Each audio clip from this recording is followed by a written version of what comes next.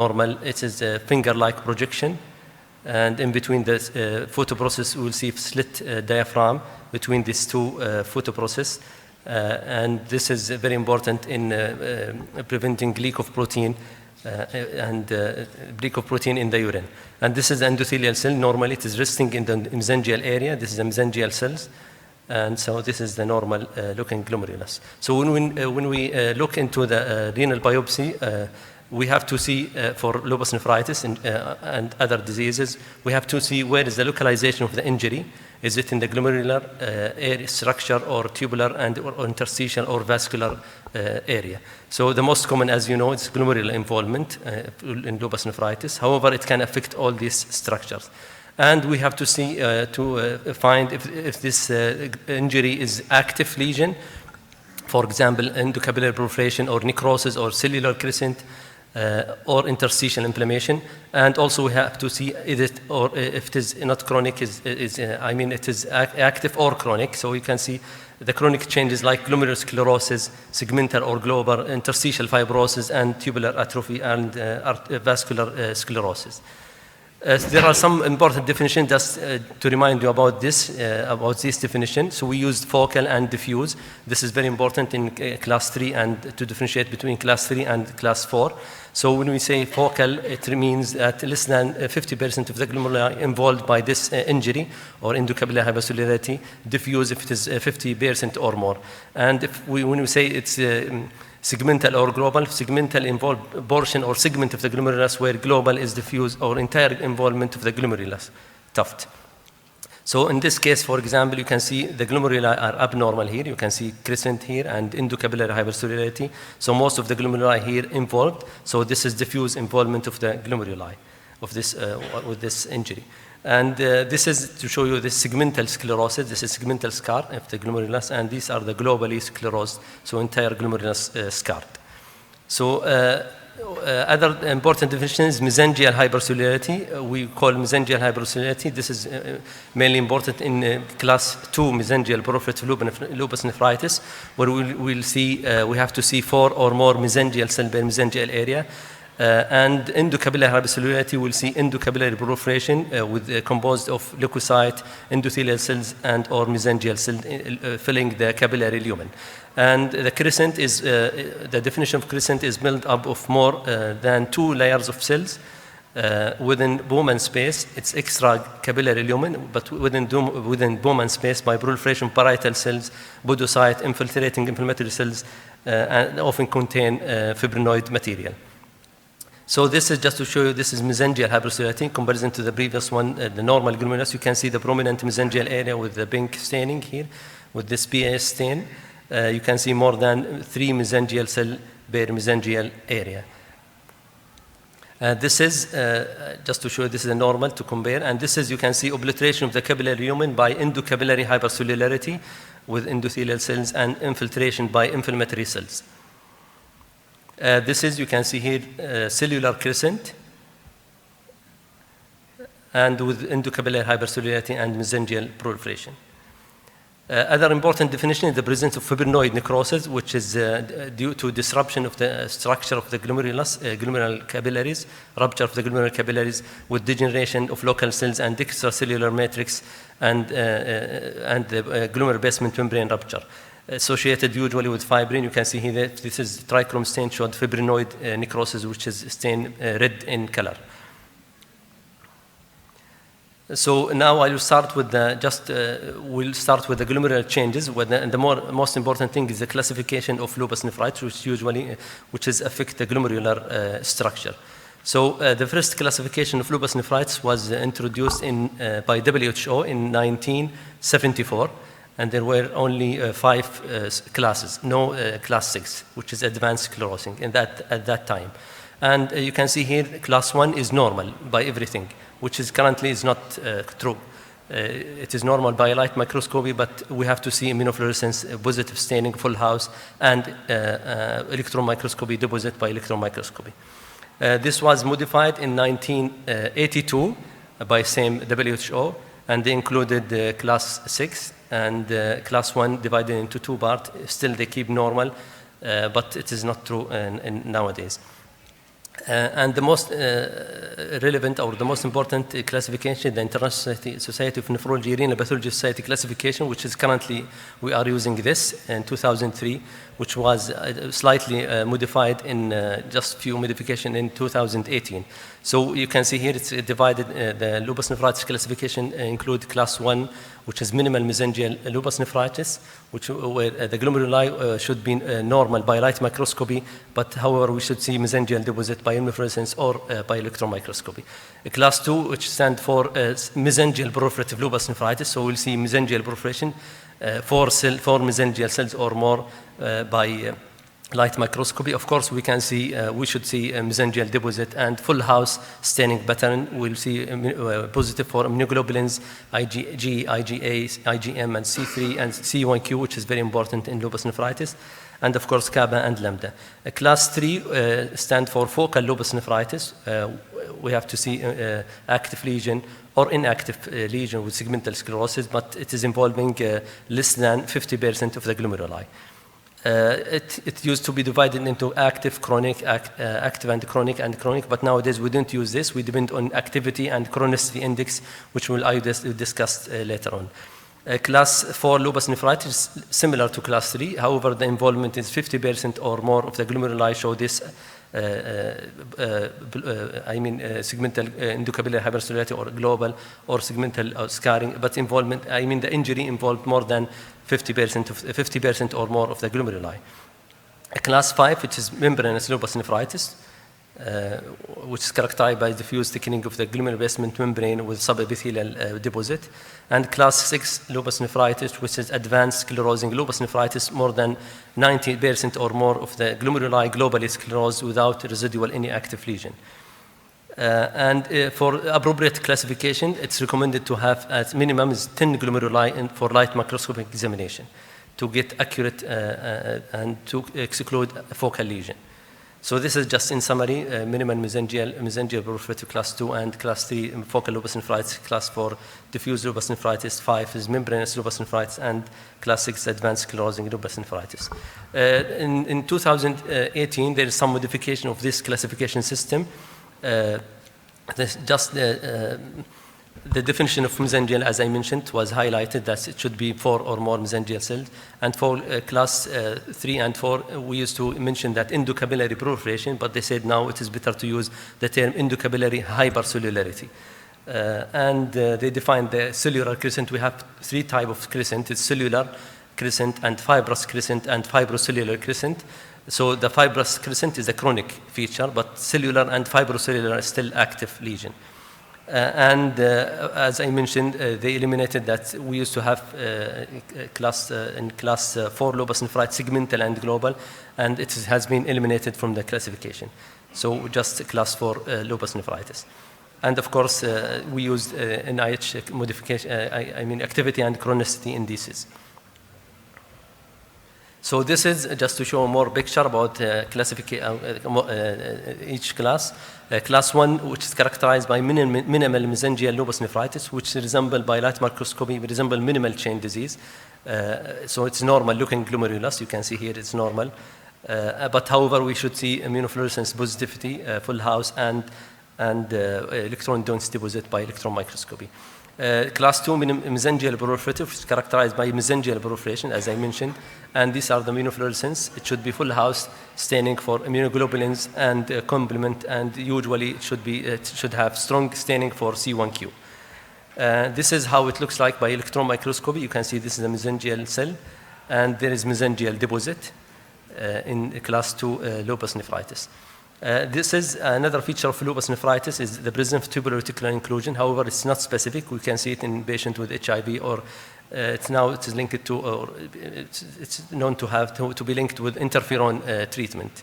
These are the tubular reticular inclusions, which is an interansomosing tubular structure located within the dilated endoplasmic reticulum with the endothelial cells. Class 3 and 4, it is similar except the percentage of glomeruli. You can see here involvement endocapillary hypercellularity. This pink is wire loop lesion, which is characterized by the presence of large subendothelial deposit. We call it wire loop or subendothelial hyaline deposit. This is a cellular crescent, you can see here. And this is fibrinoid necrosis. Again here, this is fibrinoid necrosis with neutrophil infiltration. This is just to show you more picture. This is again with hyaline deposit. And we can see here karyopyxis, which is another feature of activity. Again here, endocapillary hypercellularity in this glomerulus is abnormal. So this is another cellular crescent. This is sclerosed glomerulus. So we have a chronic lesion and active lesion. This is to highlight subendothelial hyaline deposit, which is the prominent large or thick basement membrane, which due to large subendothelial deposit. That's why we call it wire loop or subendothelial hyaline deposit. This is a crescent. You can see it here. Here again, small crescent here. So bioluminescence in class 3 or 4 should be diffuse staining, granular staining along glomerular basement membrane and in the mesangial area. It's usually full house staining pattern. But this is example for IgG, of IgG. By electron microscopy, we will see this is the glomerular basement membrane. So you can see the endothelial and the deposit here, large subendothelial deposit. And under the endothelial fenestration here, large subendothelial deposit. Again here, small scattered subendothelial deposit, which is we see it in class 3 or 5 or 4 lupus nephritis. In this case, you can see large subendothelial deposit here. However, we have here subepithelial deposit. When we see subepithelial deposit, we should think about combined class 4 or 5, 4 or 3 plus 5, because subepithelial deposit we see it in class 5 lupus nephritis. To call it combined, we have to see 50% of the glomerular capillary showing subepithelial deposit to call it combined class 4 or 3 plus 5. In class 5 is characterized by diffuse thickening of the glomerular basement membrane, but no endocapillary hypercellularity with mesangial hypercellularity. And class 5 which can show spikes formation, you can see, which correspond to basement membrane spike in between this large subepithelial deposit. So this is subepithelial deposit in the outer side of the basement membrane in class 5 lupus nephritis. This is more class 5 lupus nephritis. You can see these large subepithelial deposit. Again here, large subepithelial deposit toward the outer side of the basement membrane, and this is the urinary space. This is the capillary lumen. Class 6 lupus nephritis, characterized by advanced sclerosing lupus nephritis, 90% or more of the glomeruli globally sclerosed, but without active lesion. And as I mentioned, to call this, we have to see we have to get a minimum number of glomeruli, 10 glomeruli, to be sure it's accurate. Sometimes I have seen it's like biopsy called like this lupus advanced, but the number of glomeruli is 3 or 4 in the biopsy, so this is not enough. So this is to call this to call it advanced sclerosing lupus nephritis. The most important thing also here, I will move to activity and chronicity indices. It's based on the NIH lupus nephritis, modified NIH lupus nephritis for activity and chronicity indices. For activity, indices include 6 types, which include endocapillary hypercellularity, neutrophil infiltration, the karyopyxis, fibrinoid necrosis, hyaline deposit, cellular fibrocellular crescent, and interstitial fibrosis. And each one of these is, we grade it by 1, 2, or 3, depending on the percentage of the glomeruli involved. If it is less than 25%, it's grade 1, or score 1, we give it. If 25 to 50, score 2, and if it is more than 50, it will be score 3. So the sum of the scores will be added, and the total sum is 24. For fibrinoid necrosis and cellular crescent, we multiply this score by 2 because it is a severe lesion. These are the activity indices. Regarding the chronicity indices, it includes total glomerular sclerosis, either global or segmental, and fibrous crescent, and tubular atrophy, and interstitial fibrosis.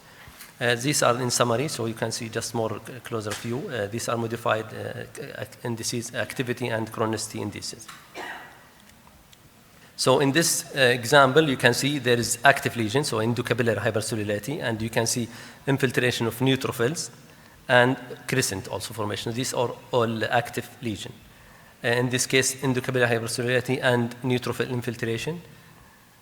And here, in this case, you can see wire loop or subendothelial hyaline deposit, which is active lesion, and you can see hyaline thrombi. This is hyaline thrombus, which is immune complex deposit within the capillary lumen, large immune complex deposit. This is a wire loop lesion, which is a subendothelial hyaline deposit active lesion. This is, you can see cellular crescent and endocapillary hypercellularity.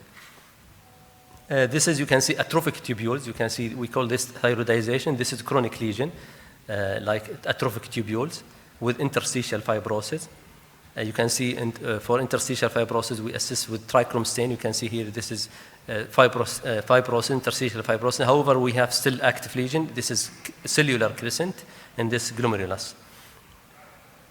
Next, I will move to lupus podocytopathy. Sometimes patients with lupus nephritis will present with nephrotic range proteinuria or nephrotic syndrome. So we have to keep in mind lupus podocytopathy, which usually present by pathological examination or biopsy interpretation. We will not see usually immune complex deposition or full house staining pattern. So the criteria for this proposed criteria for lupus nephritis, we have to see this clinical criteria, which is, as I mentioned, diagnosed by OFSLE, by ACR criteria, and full nephrotic syndrome. And by light microscopy, we should see normal glomeruli or focal segmental resemble minimal change or FSGS. Sometimes mesangial perforation permitted, but there shouldn't be no endocapillary hypercellularity or necrosis or crescent, of course. By immunofluorescence, usually it's absent or negative, but we can see minimal staining in the mesangial area only. By light microscopy, we should see diffuse photoprocess effacement. Typically, more than 70% of photoprocess will be effaced. And no deposit usually, but we can see rare scattered in the mesangial area only. But clinical presentation is very important in this setting, which is full nephrotic syndrome. So as you can see here, this is normal looking glomerulus. So in case of a patient with SLE with like normal looking glomeruli with nephrotic syndrome, so we can say this is lupus podocytopathy. Other presentation can show segmental sclerosis, as in this case. However, in chronic cases of lupus nephritis, it's difficult. So if there is previous history of active lesion, it should be, most likely it will be like chronic changes due to previous active lesion. Usually this is initial presentation in lupus nephritis and lupus podocytopathy. So you can see here there is diffuse by electron microscopy, diffuse photoprocess effacement, flattening of the photoprocess. We don't see any more finger-like projection of the photoprocess, and no deposit in the mesangial area. Now I will move to vascular lesion in lupus nephritis. So there are many, lupus nephritis can involve blood vessel of the kidney, and they may contribute to disease activity and may influence its prognosis. And it's currently is not part of classification system or activity or chronicity indices, although it can affect the prognosis. However, it might be included in the future. So there are 5 types of vascular lesion in lupus nephritis. The most common, which is not specific, is arteriosclerosis, arteriolosclerosis, which is chronic change in any chronic renal disease. Other thing which is more specific to lupus nephritis is uncomplicated vascular immune deposit with no uncomplicated, so we'll see it only by immunofluorescence. There is staining in the blood vessels by immunoglobulins, and there is no effect on the clinical course or prognosis. Third one, which is more severe, is lupus vasculopathy, which is characterized by presence of non-inflammatory necrosis or necrotizing vascular lesion that affect primarily arterioles. And it is most frequently seen in severe class 4 lupus nephritis and is associated with poor prognosis. And TMA, which is similar to the one we see it in HUS, it can affect it can be present in any class of lupus nephritis, characterized by fibrinoid necrosis and fragmented red blood cells or schistocyte. And the fifth one is true necrotizing vasculitis, which is vasculitis, which is similar to lupus vasculopathy. However, in vasculitis, we should see inflammatory cells because it's vasculitis, which is associated with extremely poor prognosis. So these are the this old study, but this is still the same. Uncomplicated vascular immune deposit, which is more common, as I mentioned. However, it have good prognosis, no effect in the prognosis. These are lupus vasculopathy, which is poor prognosis, and TMA variable, depend on the presentation and other associated symptoms, and vasculitis, which is characterized by poor prognosis. And we can see vascular region in other clinical syndrome like TTP and antiphospholipid and renal vein thrombosis. So these are some examples. You can see here, this is blood vessel, large artery here. This is fibrinoid necrosis with inflammation. So this is true vasculitis. This is vasculitis here. You can see here fibrinoid necrosis and inflammatory cells. This is vasculitis. However, in this case, we can see necrosis, fibrinoid material, but no inflammatory cells. So this is lupus vasculopathy. And in this case, you can see fibrinoid material, but you can see red blood cells. These are the small red cells, fragmented red blood cells. So this is TMA, or thrombotic microangiopathy acute. TMA can involve also the glomeruli in lupus patients. So you can see congestion, mesangiolitis, which is lysis of the mesangial. You can see vacuolated mesangial with fibrinoid material and fragmented red blood cells. And TMA can present as mucoid degeneration in the arteriole. You can see here mucoid degeneration in the arteriole. This is just another case of lupus vasculopathy. Finally, I will conclude with this. For accurate classification of lupus nephritis, and in order to reasonably exclude focal lesion, the biopsy should contain minimum 10 number of glomeruli, as I mentioned, for light microscopic examination. And thank you for your attention. And if there is any question. يعطيك العافية دكتور. Thank you, Dr. Turki, for an excellent presentation and great illustrated images for the interpretation of the renal biopsy. I am opening the floor for any questions. Dr. Turki, يعطيك العافية. I have a simple request and question. As a nephropathologist, what information would like to know if we send a biopsy? For instance, the radiologist, he would like to see some information. As pathologist, what things you need to see it in our request? This is number one. Would like to thank you, Dr. Suleiman. So, of course, the full history is important, like the documentation or proven SLE, it's important. Sometimes we don't know they said questionable ANA or a double-strand DNA. It's very important. And other is the disease active, I mean, like presence of red blood cell cast or active sediment is very important, and of course the complement. And if there is full, nephrotic syndrome or full range or nephrotic range proteinuria, we'll think more of like class 5 lupus nephritis. So it will help us in these things. My question, which of the deposit component is more important or more relevant to lupus? Is it IgG or C1q or complement? In lupus nephritis, usually it will be full house, but the most important to see C1q. C1q is very important to call it lupus nephritis. It's very unusual to see lupus nephritis without C1q. And I forgot to mention that with treatment, patient under a long course of treatment, sometimes after a second biopsy will show minimal staining and minimal deposit. This is a kind of chronicity. We will not see strong staining, but usually in staining by immunofluorescence will be strong, like 2+ or 3+ staining intensity. Last question. Do you think lupus podocytopathy will be a distinct class? Maybe it's not one of the typical classification. At least from my reading, they thought it will be a separate entity. Yeah, I think I agree. It could be a separate entity. It could be like maybe in the previous WHO, as I mentioned, class 1, which is normal before. Maybe that those patients is lupus podocytopathy. I agree. Shukran, Turki. Thank you very much for this informative presentation. Pathologically, what diseases could mimic lupus nephritis? Because I remember probably a couple of years ago that we got a patient who had severe HSP along with post-infectious glomerulonephritis, and the nephrologists were quite sure that it was lupus nephritis, despite that all the autoantibodies were negative. And is there a way that we could differentiate lupus nephritis from the other mimickers? Yeah, as I mentioned, usually in lupus nephritis, we'll see a full house staining pattern with by immunofluorescence with strong C1q positivity. And there is a new entity in pathology, in renal pathology, that's lupus-like, full house lupus-like nephritis, which is, it's not in patient, not proven to be lupus. And some patient will develop lupus,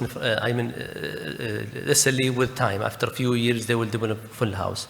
But still, we can call it, if there is no evidence of lupus nephritis, we can say lupus-like full house nephritis. Thank you, Dr. Turki.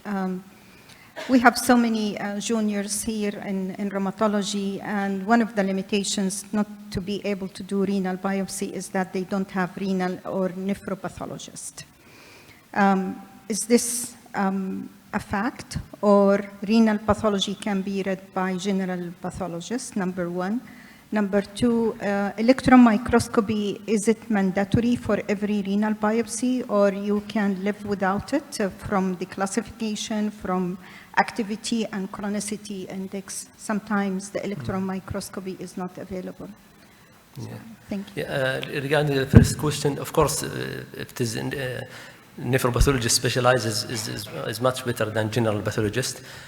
Because some general pathologists, they will not fully understand the full renal pathology in general. So it's better to have subspecialized. However, general pathologists, if they are interested in renal pathology interpretation or renal biopsy interpretation, they can do a good job. Regarding the second question, which is we can diagnose without electron microscopy. Yes, we can, but in some cases, sometimes difficult. Like we can see thickening. For example, I have seen some cases like we can see thick basement membrane. So you will say this is like class 5 lupus nephritis. However, by electron microscopy, this tend to be wire loop because sometimes it resembles wire loop. So by this, wire loop is class 4 lupus nephritis, not class 5. So electron microscopy is I think it's important. محمد. الله يعطيك العافيه دكتور تركي. بس I'm agree with Prof. Sulaiman على موضوع clinical features, but I think the communication مع histopathologist is more important. يعني we have experience in Jeddah. We have like meeting every month with the histopathologist, and we change sometimes the diagnosis, which was SLE or not SLE to SLE or not to SLE. The communication I think is very important. Not leading the histopathologist to diagnose this patient as SLE, or we give him clinical features passing to SLE, but we don't think it's SLE. But as a histopathologist, maybe you will find it's SLE. The other comment regarding the classification, I think in 2024 we need more immune phenotyping for the biopsy. So not only the clinical or the clinical phenotype with the stains. I'm aware of some studies, clinical trials with biomarkers in the urine and biomarkers in kidney tissue. Maybe this will replace or will improve the classification criteria in the future, and hopefully it will see sun. Yeah, thank you.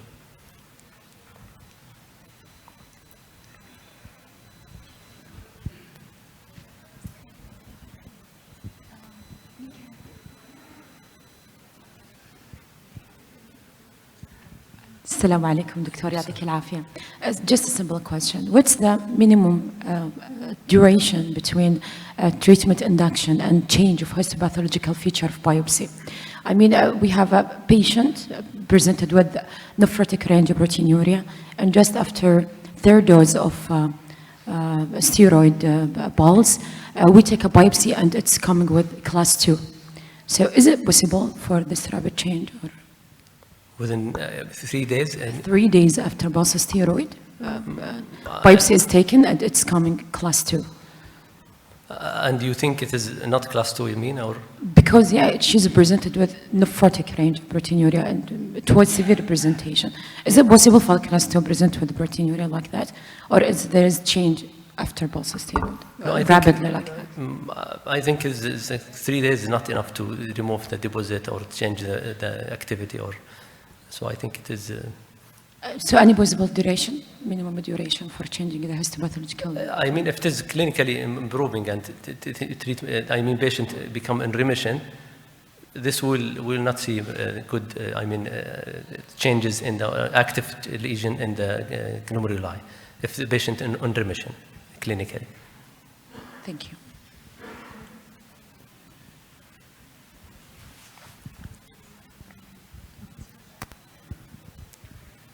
Thank you very much, Dr. Turki. My question is, were you able to know or estimate the stage of nephritis before doing the biopsy from the clinical presentation? Another way, is there any way of clinical assessment that might tell you about the estimated stage that you might get? Because sometimes you have difficulties in doing the biopsy in certain area on certain patient. For example, if you have single kidney. Yeah, thank you. Usually in class 3 and 4, it will be active disease. So we can see very low complement and high creatinine, and of course present for more hematuria because it's active lesion with injury of the endothelial cells. So this is the main things. And as I mentioned, with more proteinuria, we'll think about more of class 5, although we can see it in other classes like class 2 or lupus nephritis. This is the things. Thank you. If you allow me for small questions, really, it was really wondering for me when I see and read the histopathology report regarding the potency and for the immunofluorescence staining. They usually report it as IgG +1 or +2 or +3. Based on what they are classifying as +1, +2, +3? Is it based on how many percentage, 25, 50, 75, or based on the intensity of the staining? Yeah, usually we depend on the intensity of the staining. This is visual estimation, not very accurate. But if it is mild, very mild, visually, so we'll call it 1. Some pathologists use from 1 to 4, but most pathologists use score from 1 to 3. So it's mild staining, it is 1. It is moderate staining, 2. And if it is strong staining, very bright green staining, it is 3. Is there any standardization for it, or no? It's depending on the person who's reading it. Yeah, there is no standardized method for this. It's only just for estimation. If it is mild staining, of course we compare with each other. So if it is like very intense, like in C1Q is 3+, we compare it with other. If it is less, we will put like other is less score. This is in general. Thank you. Yeah.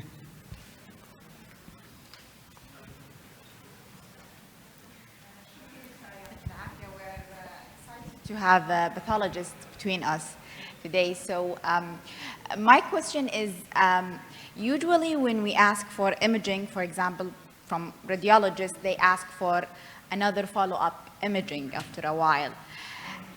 From a pathologist perspective, would you ever consider to ask for a follow-up biopsy for lupus nephritis if there is persistent proteinuria for a certain time of period? In general, we don't ask for follow-up, but if there is the biopsy is not adequate, I mean, if the number of glomeruli less than 10 glomeruli, or the presentation is not going with the pathological finding is not matching the clinical presentation, so we request for additional sampling or another biopsy to make sure we reach the definitive classification or class. Thank you. Thank you. So probably there is a proposed treatment plan from Thailand looking for a repeating biopsy and intensifying a treatment for repeating biopsy and for trying to have an inactive histologically, not only inactive serology. And they have a good result. Probably maybe it will affect the treatment later. Probably this is the last questions for the time.